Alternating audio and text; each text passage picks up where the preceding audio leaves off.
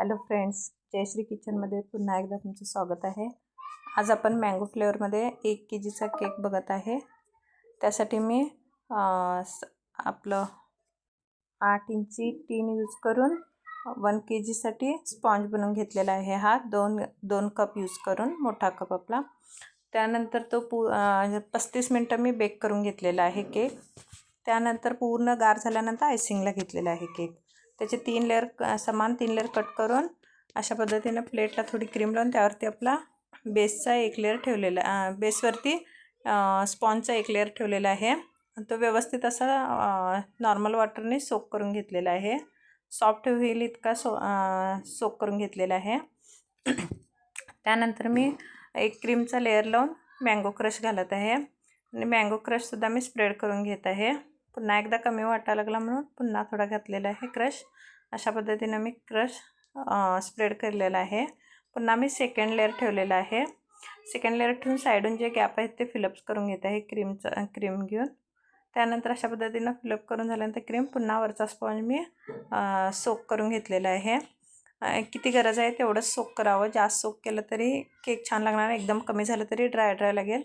आपण रोज केक करत असेल की थोडा अंदाज येऊन जातोय। व्यवस्थित सोक झाला की नाही असा अंदाज आल्यानंतरच आपण त्यावरती क्रीमचा लेअर लावून घ्यायचा। पुन्हा एकदा आपण असं मँगो क्रश लावून घ्यायचं। तो सुद्धा मँगो क्रश मी स्प्रेड करून घेत आहे। त्यानंतर अशा पद्धतीनं सेम प्रोसेसने तिसरासुद्धा लेअर आपण लावून घेणार आहे। आता तिसरा लेअर लावत आहे मी स्पॉन्जचा। त्यानंतर तो सुद्धा व्यवस्थित सोक करून घेत आहे आणि केक अतिशय साध्या सोप्या भाषेत मी सांगत आहे। तुम्हाला माझा व्हिडिओ आवडत असेल तर लाईक, शेअर आणि सबस्क्राईबसुद्धा करा। आणि केक आपला क्रमकोट करून घेत आहे मी। अशा पद्धतीनं क्रमकोट करून थोडं फ्रीजमध्ये ठेवलं की केक सेट होऊन जातो आणि आपल्याला फायनल फिनिशिंगला क्रीमसुद्धा कमी वापरता येते आणि क्रम्स येत नाहीत आपल्याला फिनिशिंगमध्ये। आणि त्यासाठी एक 10-15 मिनटं किंवा अर्धा तास आपल्याला टाईम असेल तर फ्रीजमध्ये केक ठेवला की बरं होईल। मग मी फ्रीजमध्ये एक 10-15 मिनटं ठेवून पुन्हा केक फिनिशिंगला घेतलेला आहे आणि अशा पद्धतीनं मी क्रीम लावून फिनिशिंग करून घेत आहे। आणि हा केक पूर्ण व्हाईट कलरमध्ये आहे, त्यासाठी मी व्हाईट क्रीमच यूज करून फिनिशिंग करून घेत आहे अशा पद्धतीनं। आणि जे एक्स्ट्रा क्रीम लावून घ्यायची आणि फिनिशिंग करताना स्क्रॅपरने आलेली क्रीम काढता येते, त्यामुळे आतला स्पॉन्ज दिसणार नाही, त्यासाठी थोडी क्रीम एक्स्ट्रा लावावी लागते। अशा पद्धतीनं मी फिनिशिंग करून घेत आहे केक। आपला फिनिशिंग स्क्रॅपर आणि पॅलेट नाईफचा वापर करून मी केक फिनिशिंग करून घेत आहे। तुम्हीसुद्धा छान अशा पद्धतीनं केक करून आपला पूर्ण फ्रीजमध्ये एक 10-15 मिनटं पूर्ण सेट झाल्यानंतरच फिनिशिंगला घ्या की केक छान असं फिनिशिंग येऊन जाईल। त्यानंतर माझ्याकडे असे फ्लावर्सचे कटर आहेत, त्याच्याने मी मार्किंग करून घेत आहे केकवरती। साधे सिंपल असे मी फ्लावर काढणार आहे केकवरती, त्यामुळे अशा प्रकारे मी मार्किंग करून घेत आहे। आणि व्हाईट केक आणि पिंक कलरमध्ये फ्लावर करणार आहे मी, कारण डिमांड तसं आहे कस्टमरचा। आणि क्रीम थोडी पिंक कलर घालून मी स्प्रेड करून एका पायपिंग बॅगमध्ये घातलेली आहे। क्रीम पिंक कलर घालून असं पायपिंग बॅगमध्ये भरून थोडासा छोटासा होल पाडून घेऊन अशा पद्धतीनं मी फ्लावर्स काढलेले आहेत। त्यानंतर त्याला फ्लावर्सचा लुक येण्यासाठी मी छोटासा ब्रश, जो केकसाठीच मी ब्रश यूज करते, हे स्पेशल केकसाठीच ठेवलेले ते ब्रश। त्यासाठी मी ब्रशचा वापर करून अशा प्रकारे थोडं हे करत आहे, फ्लावर्सचा आकार देण्याचा प्रयत्न करत आहे। अशा पद्धतीने छान असं सुंदर फ्लावर रेडी होत आहे आपलं।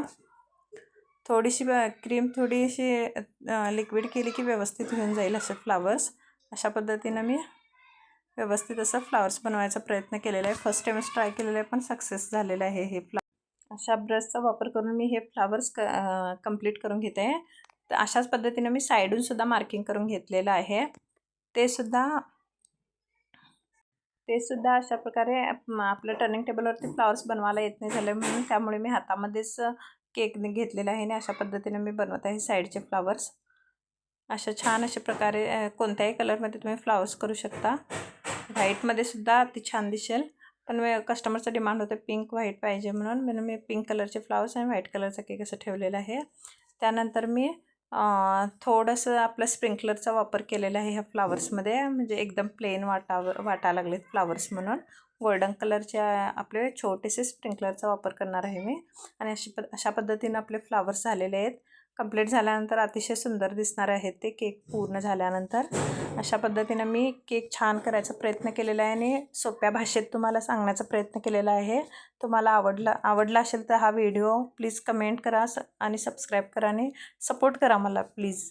अशा पद्धतीनं मी स्प्रिंकलर घालत आहे केकच्या फ्लावर्सच्या मधोमध, त्यामुळे फ्लावर्सला एक सुंदर असं लुक येऊन जाईल. हातात घेतलेला आहे मी केक, साईडून स्प्रिंकलर लावायला त्या फ्लावर्सला. अशा पद्धतीनं आपला केक झालेला आहे. आवडला असेल तर लाईक, शेअर आणि सबस्क्राईब करा. आणि केकवरती नावसुद्धा घातलेलं आहे मी. अशा पद्धतीनं सुंदर असा केक झालेला आहे. Thank you friends. धन्यवाद.